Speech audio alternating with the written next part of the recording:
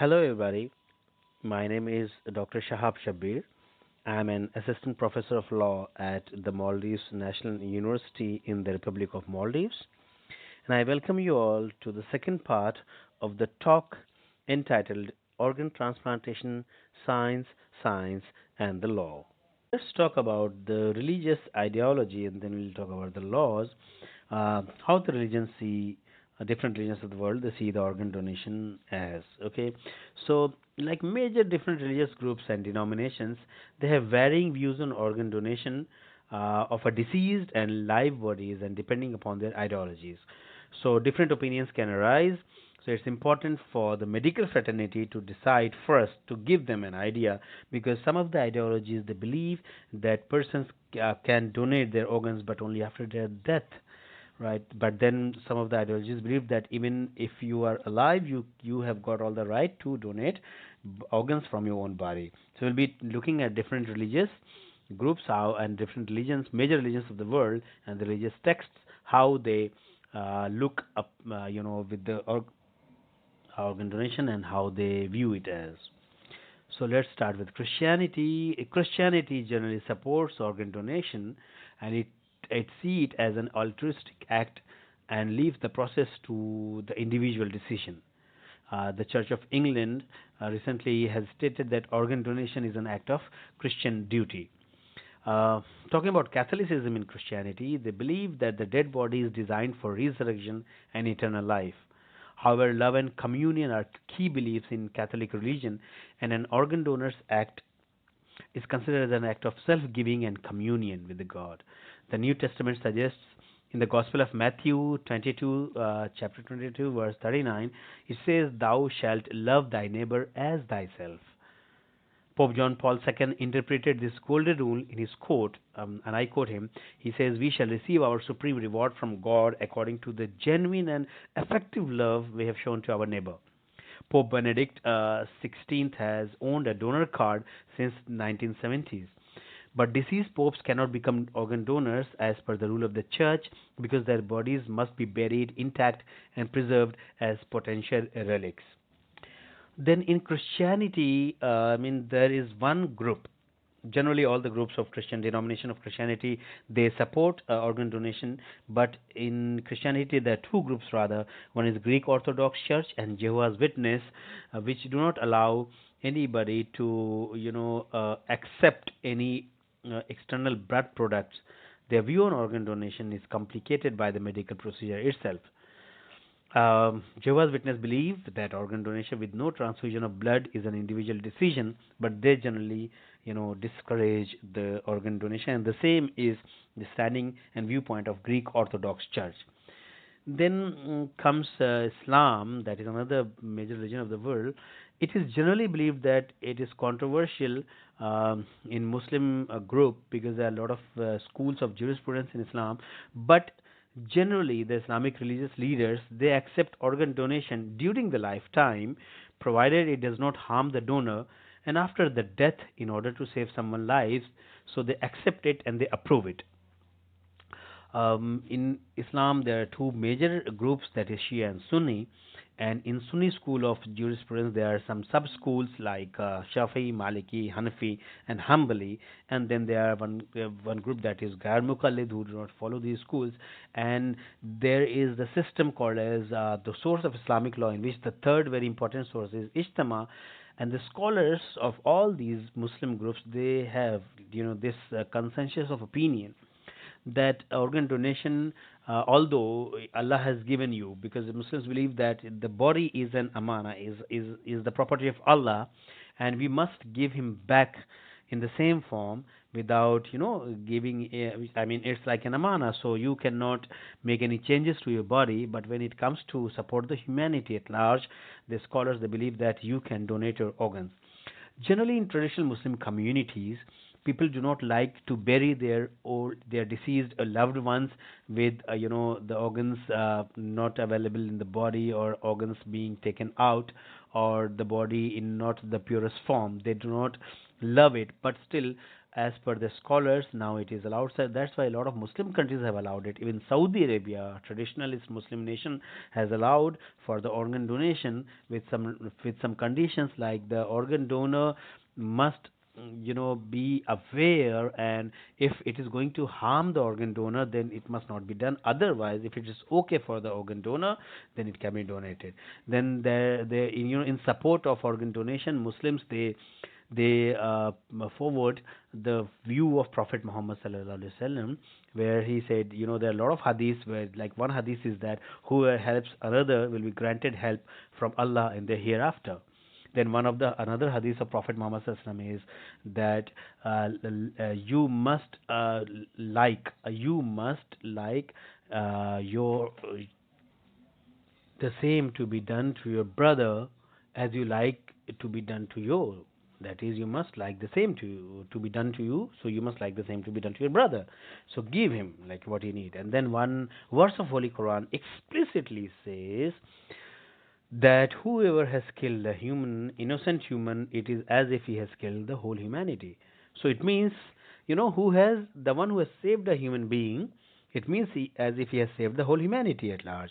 So by these, and then there are a lot of other scholars who support, like there is in Sharia, the conduct of human rights has been divided to two categories, and the scholars approve of it by taking this idea of huququllah and huququl ibad. Huququllah is the right of God, and huququl ibad is the right of the individual. So the primary source of Sharia law, Quran and Sunnah, and then comes Ijtihad, and Ijtihad talks about it, that Huququllah can be pardoned because this is the right of Allah, and Allah can pardon. But Huququl Ibad means the right of the fellow human beings. It cannot be pardoned unless that person has pardoned you.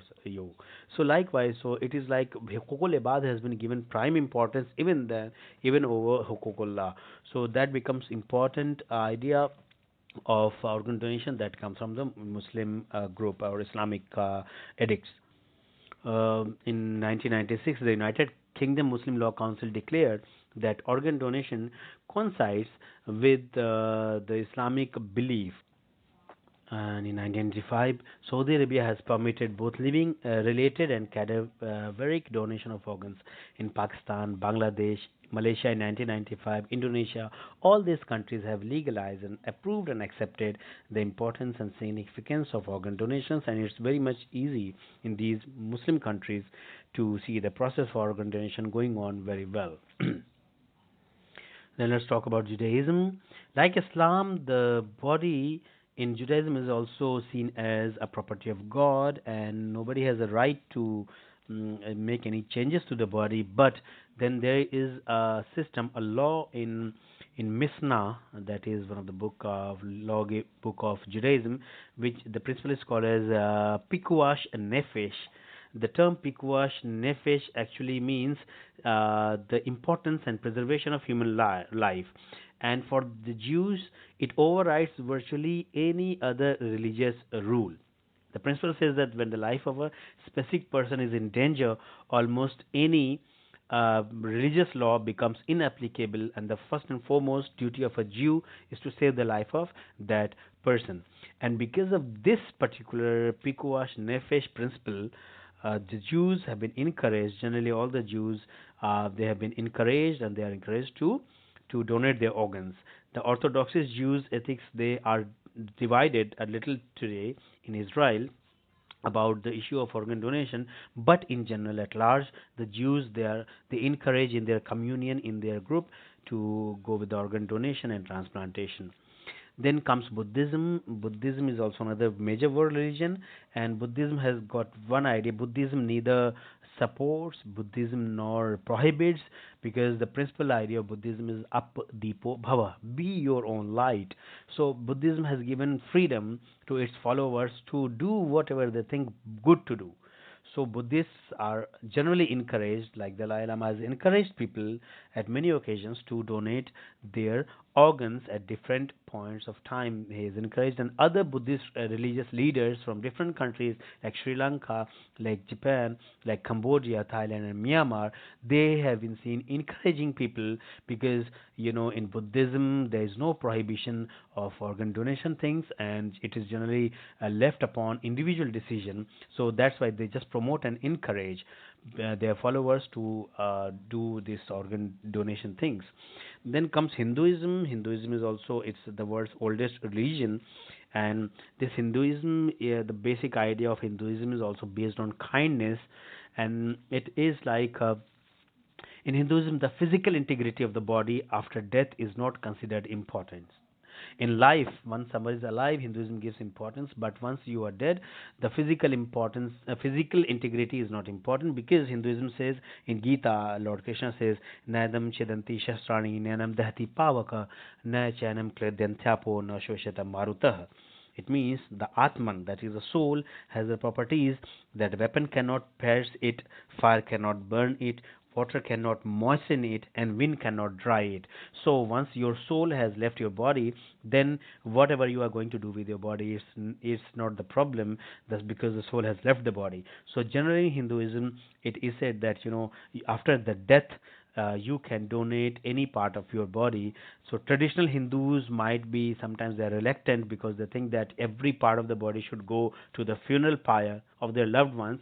But then, because they believe in reincarnation, and they think that, the traditional Hindus I'm talking about, they think that after the death, if you have taken any body part or organ, then the person in next life, when he will be reincarnated into another birth, he might be missing those organs. But later on, in this present era, a lot of Hindu scholars, they have come forward and they have supported the idea of organ donation and transplantation, saying that in Hinduism, once the soul has left the body, it has got no business with the old body. It just tries to find another new body to transmigrate it, to come with a new birth.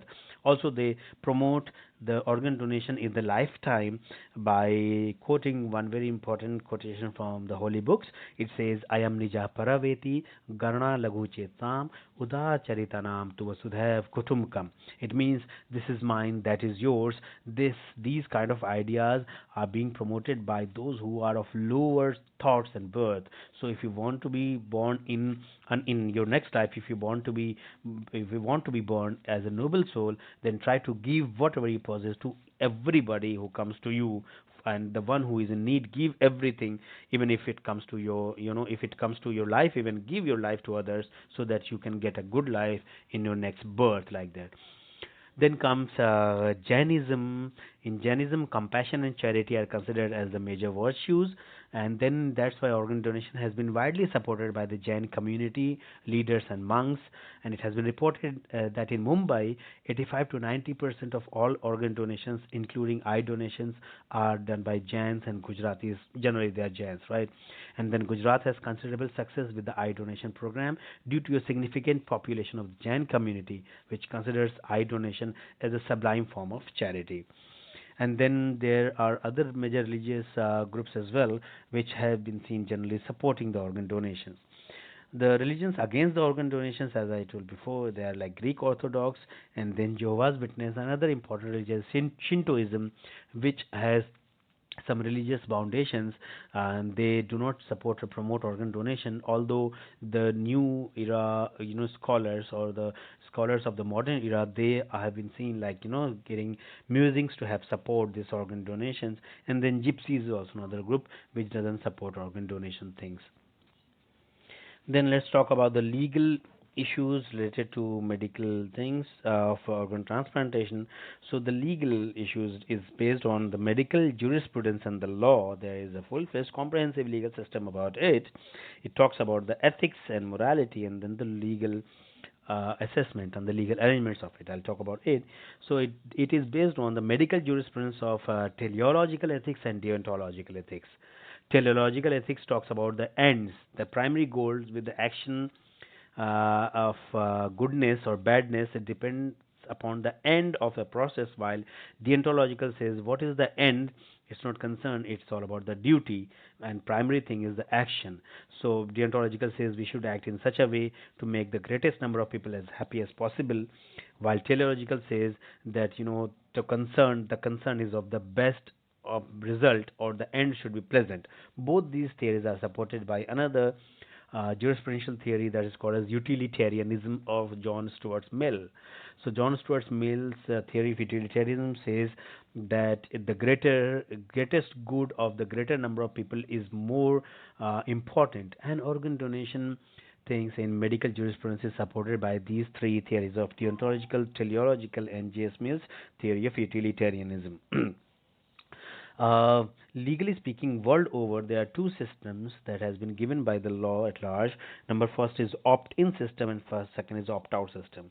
Opt-in is that you are whether you have opted to donate your organ, that is called as opt-in system. While opt-out system is a system where it is believed that all those who have never ever spoken, or ever said that I don't want to donate the organ after my death, is being seen as a potential donor. So opt-out system is a legal arrangement that a lot of countries have gone through, and mostly in European countries it is like opt-out system, where if you have not opted out in your life, then you are seen as a potential organ donor forever. So after your death, the government has all the right to take organs from your bodies without asking anybody, until unless you have not in your lifetime opted out from it. Opt-in is where the people are being asked. Like in India, India is following opt-in system, and we are looking forward for this system to be turned out to opt out, where because in India it's very important. It's very nowadays, the demand is growing, and skyrocketing, the demand for organ things. So that's why it's very important in India to go with this.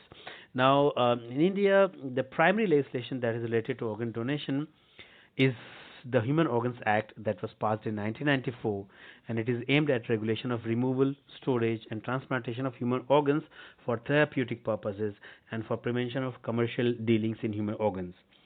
In India, the matters related to health are governed by each state. The act was initiated at the request of Maharashtra, Himachal Pradesh, and Goa, and was subsequently adopted by all the states except Andhra Pradesh at that time and Jammu and Kashmir. Despite a regulatory framework, cases of commercial dealings in human organs were reported in the media. An amendment to the act was proposed by the Goa, Himachal Pradesh, and West Bengal in 2009 to address inadequacies in the efficacy, relevance, and impact of the act. The amendment to the Act was passed by the Parliament in 2011, and the rules were notified in 2014. The same is adopted by proposing states and union territories by default, and may be adopted by other states by passing a resolution. Now, the main provisions of the Act, including the amendments and rules of 2014, are like brain death identified as a form of death, process and criteria from brain death certification defined in Form 10 of the Act. Then it allows transplantation of human organs and tissues from living donors and cadavers, that is after cardiac or brain death. Then regulatory and advisory bodies for monitoring transplantation activity and their consultation is defined. Then this regulatory bodies is like appropriate authority is there, then advisory committee is there, authorization committee management is there, then medical board has also been put over there. Then living donors are classified as either a near relative or a non-related donor. So near relative could be spouse, children, grandchildren, siblings, parents, or grandparents. They need permission of the doctor in charge of the transplant center to donate his organ, and a non-related donor needs permission of an authorization committee established by the state to donate his organs. Then this law also recognizes swap transplantation. When a near relative living donor is medically incompatible with the recipient, the pair is permitted to do a swap transplantation. Then authorization is there from the for organ donation after brain death, cost, manpower, procedure. All these things have been mentioned over there, and various forms of organ donation things have been discussed in detail. Then in that act, the central government has established, with that act, to establish a national human organs and tissues removal storage network, that is called as NOOTO, NOTO, National Organ and Tissues Transplant Organization, and then ROTO, that is Regional Organ and Tissues Transplantation Organization. Then there is one more body that is called as SOTO, that is State Organ and Tissues Transplantation Organization. So the manner of establishing national, regional, state human organs and tissues, removal and storage networks, and their functions have been clearly stated in this act that is called as the Human Transplantation of Human Organs Act (THOA) of 1994 that has been amended in 2014. At the end of this lecture, I would like to say that not only these, there are a lot of other options as well, like 3D printing in this era. 3D printing can also come up as a good option of organ transplantation and organ availability. Then, and researchers are going on, and we expect this miracle to get over with this organ transplantation things within 20 years. And then promotion and awareness is also very important. I'd like to mention a few things like there is I mean, media is also having it's also performing a good role. Media is doing it. Like there are a few movies and web series upon it. A few days ago, I was watching this web series called as Breathe.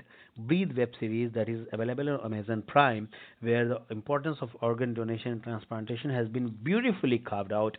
And then there is another movie called as Traffic, in which the superstar Manoj Vajpayee has acted, where a green corridor, my dear friends, my dear audience, the green corridor is called as, I mean, it's when a special passage is being created to transplant the human organ so that it can reach from the donor to the receiver, generally from the deceased donor to the receiver.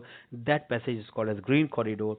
And this movie is very nice movie. I mean, the best movie, one of the best movie I have watched, and it relates to the area of this organ transplantation. So I would like you, if you want, you must watch this movie Traffic from Manoj Vajpayee, and then Breathe web series that is available on Amazon Prime, I think, even today itself.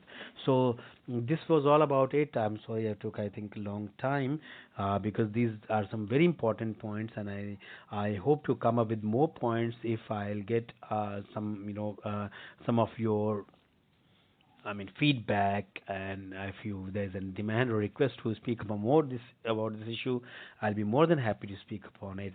So thank you very much, everybody, for your patience listening, and thank you very much once again. Stay safe, stay healthy, and I wish the good luck and best of luck to all of you. Thank you very much. Jai Hind.